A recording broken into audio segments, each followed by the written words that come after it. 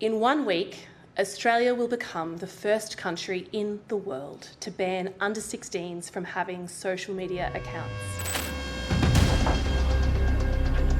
I find it outright weird that YouTube is always at pains to remind us all how unsafe their platform is.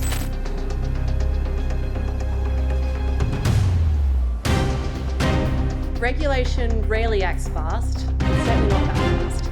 In 1 week, Australia will become the first country in the world to ban under-16s from having social media accounts. With one law, we can protect Generation Alpha from being sucked into purgatory by predatory algorithms described by the man who created the feature as behavioural cocaine. 2 years ago, I stood on this stage to outline Labor's aged care reform. eSafety will watch and respond to migratory patterns, and if LinkedIn becomes a secret online meeting place for under-16s, I will not hesitate to act.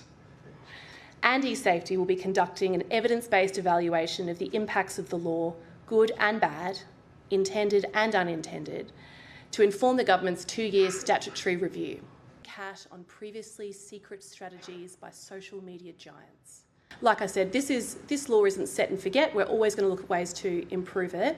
But I think for the most part, this is about changing the responsibility and the onus to being what do social media platforms owe us as their users as they seek to operate in our country.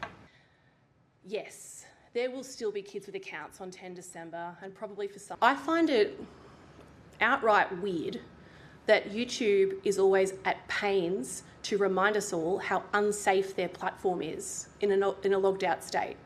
And if YouTube even this morning is reminding us all that it is not safe and that there is content not appropriate for age-restricted users on their website, then that is a problem that YouTube needs to fix. That these platforms' internal drive is executed through aggressive, divisive content that... Who is getting slapped with the first $50 million fine on 10 December? The bureaucrats in this room will back me up here. Regulation rarely acts fast, and certainly not that fast. Information gathering and enforcement powers lay with the eSafety Commission. But what you can expect on 11 December is that eSafety will send notices to the 10 platforms we have named in our dynamic list. These notices will seek evidence, including how many underage accounts they had on 9 December before the law started and on 11 December after the law started. Those platforms will have time to reply before the next round of information requests are sent out, asking for updated numbers every month for 6 months. Targeted algorithms, persistent notifications, toxic population. Teenage addiction was not a bug, it was a design feature. And on 10 December, there are going to be withdrawal symptoms. Teenagers will be upset, some will fight to get back on, some will manage to find their way around the tech and keep their accounts. But I truly believe the short-term discomfort will be worth the long-term benefits.